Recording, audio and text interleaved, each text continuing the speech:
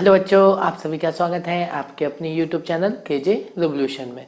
तो आज की इस वीडियो में हम देखेंगे इंक्रीजिंग एंड डिक्रीजिंग का JPP 1। जैसा कि आप सभी बच्चों को इंतज़ार था, जेई के जो भी बच्चे थे उनका इंतज़ार अब ख़त्म हुआ। JPP सेशन स्टार्ट हो चुके हैं। अब हम देखेंगे इंक्रीजिंग एंड डिक्रीजिंग में जेई पैटर्न पे किस तरीके के क्वेश्चन पूछे जाते हैं, किस तरीके से सारे क्वेश्चन आते हैं, क्या पैटर्न होता है, सारी क्वेश्चन डिस्कस करने वाले हैं। ठीक है, और आगे के लेक्चर्स में हम जो जेई में पूछे गए क्वेश्चन हैं उनको भी स्टडी करने वाले हैं। क्लियर? तो ध्यान से देखिएगा किस तरीके से जेई में क्वेश्चन आते हैं इंक्रीजिंग एंड डिक्रीजिंग की। खासकर जो जेई की प्रिपरेशन कर रहे हैं उन बच्चों को तो बहुत इंपॉर्टेंट है, ध्यान से समझिए। ठीक है, तो अभी तक आई होप, मुझे ऐसा पता है, ठीक है ना, लगता है कि आपने सारे लेक्चर देखे हों और सबसे पहले देखे ही हों, तभी आपको ये चीज़ें समझ में आएंगी। क्लियर? अरे अभी करीब करीब हमारे इससे रिलेटेड 10 या 11 लेक्चर कंप्लीट हो चुके हैं। अगर आपने वो नहीं देखे हैं तो ध्यान से देखिएगा। Clear?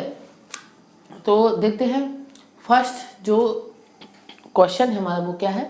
The interval of increase of the function f x is a function है इज, ठीक है ना, पूछ रहा है एक फंक्शन है, इंक्रीजिंग कब है, इंक्रीज कब कर रहा है, ठीक है ना, किस इंटरवल में। ठीक है ना, तो देखते हैं क्या है। तो फर्स्ट क्वेश्चन को सॉल्व करते हैं। फंक्शन क्या गिवन है हमें, f x is equal to x minus e की पावर एक्स और प्लस 10 2π/7। क्लियर? इसको हमें सॉल्व करना है।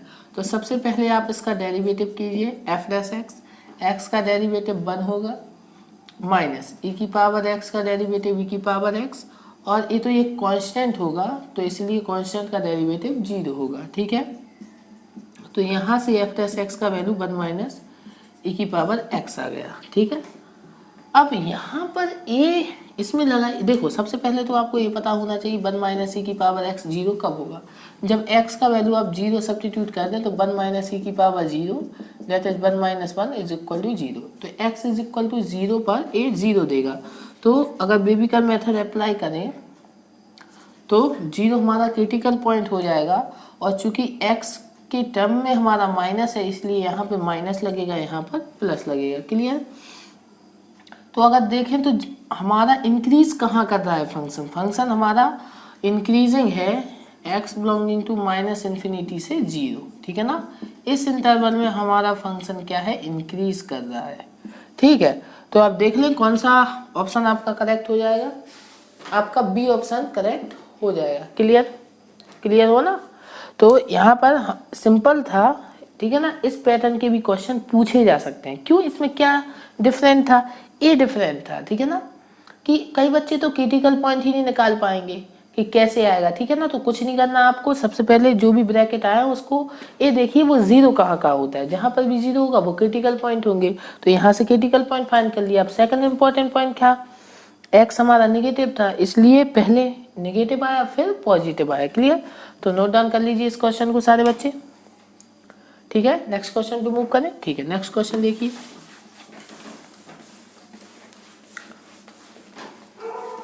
ठीक है, नेक्स्ट क्वेश्चन देखिए आप सभी। नेक्स्ट क्वेश्चन क्या है, नेक्स्ट क्वेश्चन अच्छा क्वेश्चन है।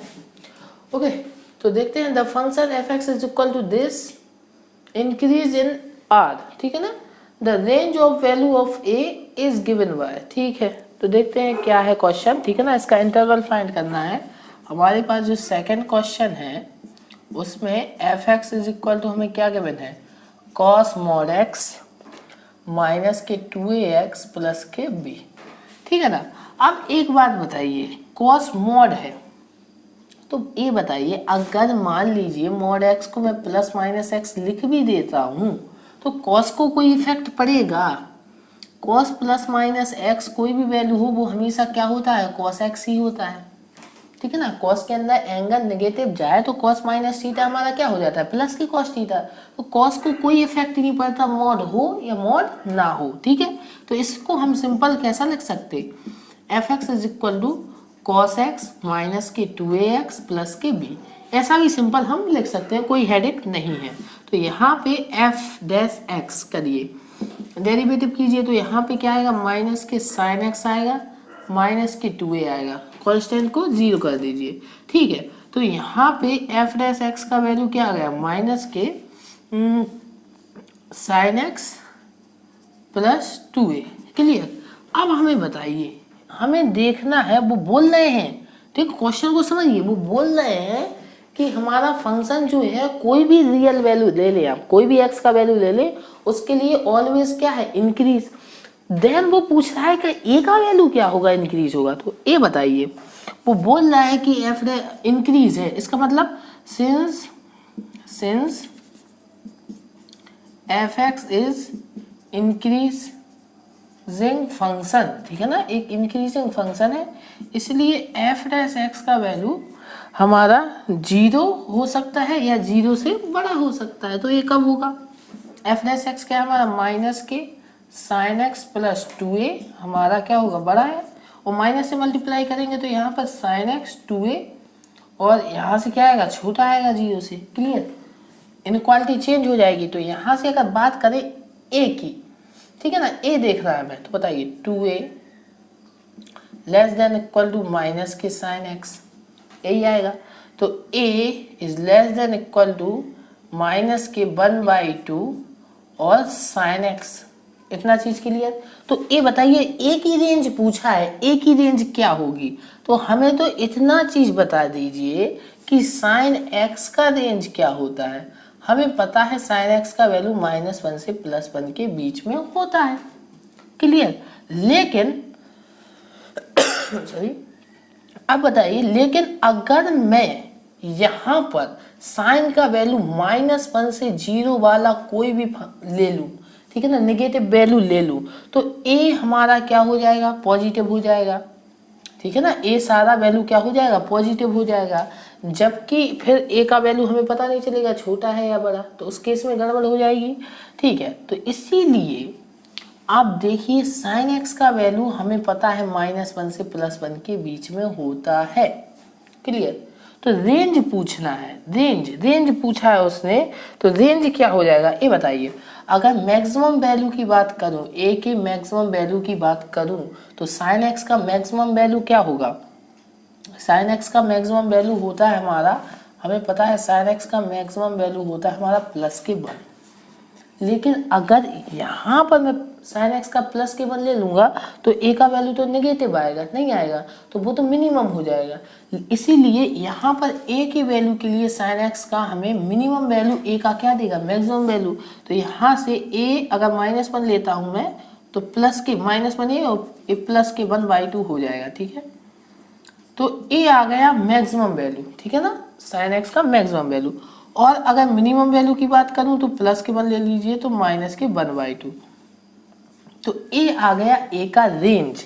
ए का रेंज क्या हो गया, -1/2 से आपका बड़ा होना चाहिए ए का वैल्यू, या 1/2 हो जाए, और +1/2 से क्या होना चाहिए, छोटा होना चाहिए। तो आप देख सकते हैं जो भी एग्जाम्पल में आपका आंसर हो उसको टिक कर सकते हैं। क्लियर हुआ कि नहीं हुआ सारे बच्चों को, ठीक है ना। साइन एक्स की रेंज क्या थी, -1 से +1 के बीच में, इसलिए अब ए की रेंज क्या हो गई, -1/2 से +1/2 के बीच में। क्लियर।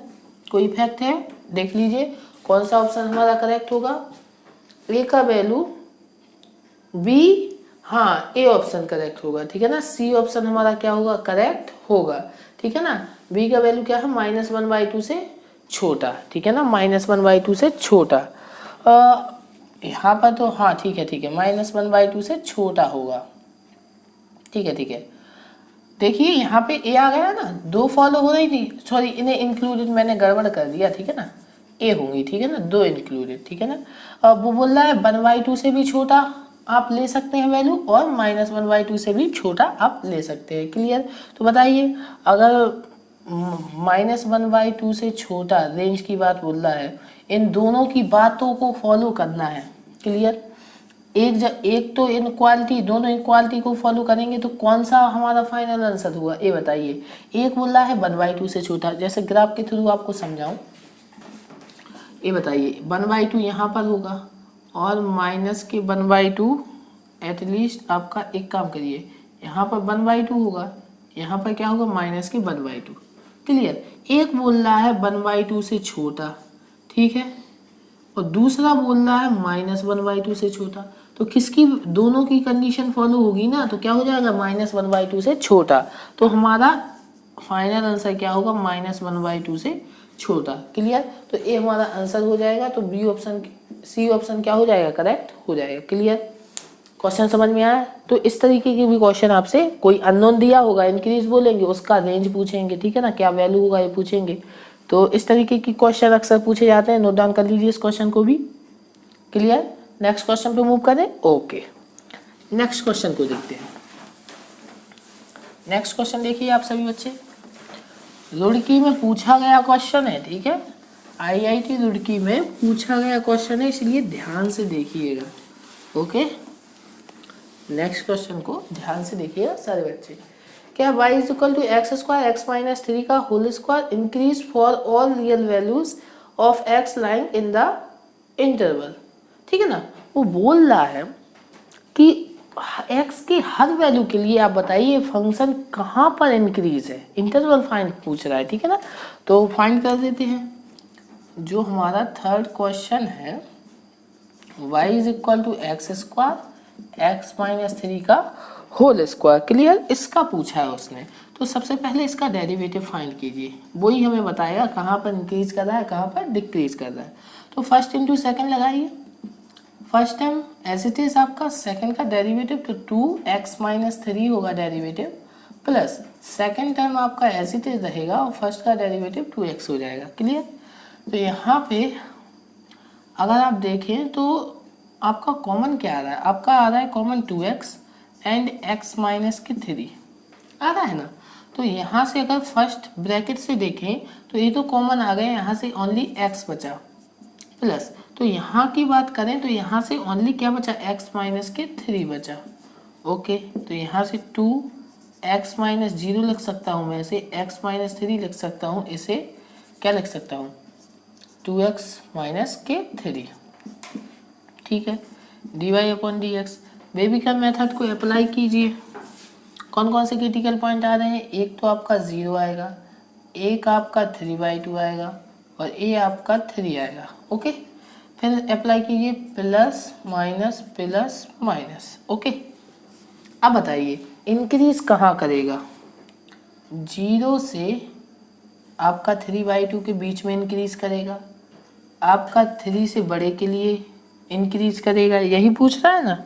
तो आंसर में हमें कौन सा इंटरवल गिवन है इंक्रीजिंग के लिए, हमारा रिक्वायर्ड इंटरवल है 0 से 3/2 के बीच में, ठीक है ना। तो ए ऑप्शन आपका क्या हो जाएगा करेक्ट हो जाएगा। इतना सिंपल क्वेश्चन था, बताइए देखो। और अगर 3 से इन्फिनिटी भी होता तो उसको भी टिक करते हम। क्लियर, कोई ज़्यादा बड़ा मैटर थोड़ी है, जो भी होता वो होता, लेकिन हमारा रिक्वायर्ड पोजीशन में इंटरवल कौन सा था 0 से लेकर 3/2, इसलिए उसको हमने टिक कर दिया। क्लियर, आया क्वेश्चन समझ में आया सारे बच्चों को किस तरीके से करना है, ठीक है, कर लोगे ना सारे बच्चे। ओके, हाँ, तो जेई में इस तरीके के क्वेश्चन पूछे जाते हैं। नेक्स्ट जेपीपी सेशन में हम डिस्कस करेंगे कुछ आईआईटीज के क्वेश्चन और फंडामेंटल डिस्कस करेंगे, ठीक है। तो अगर जिन बच्चों ने लेक्चर नहीं अटेंड किया हो, सबसे पहले तो मेरा रिक्वेस्ट है आप सभी लेक्चर अटेंड कीजिए, सारे लेक्चर। कॉन्सेप्ट अगर आपके क्लियर हैं तब क्वेश्चन करने में मज़ा आता है, क्वेश्चन की प्रैक्टिस करने में मज़ा आता है, क्वेश्चन की सॉल्यूशन देखने में मज़ा आता है। लेकिन अगर कॉन्सेप्ट ही क्लियर नहीं है, कुछ समझ में ही नहीं आ रहा, तो कैसे मज़ा आएगा। ओके, तो देखिए मिलते हैं नेक्स्ट वीडियो में। लेकिन अगर वीडियो अच्छी लगी हो तो वीडियो को लाइक जरूर कर दीजिएगा, चैनल को सब्सक्राइब तो कर ही लीजिए, ठीक है। मिलते हैं नेक्स्ट वीडियो में, तब तक के लिए अपने आसपास के लोगों से सतर्क रहें, मास्क पहने और देखते रहें केजे रेवोल्यूशन। केजे रेवोल्यूशन की तरफ से आप सभी को गुड बाय।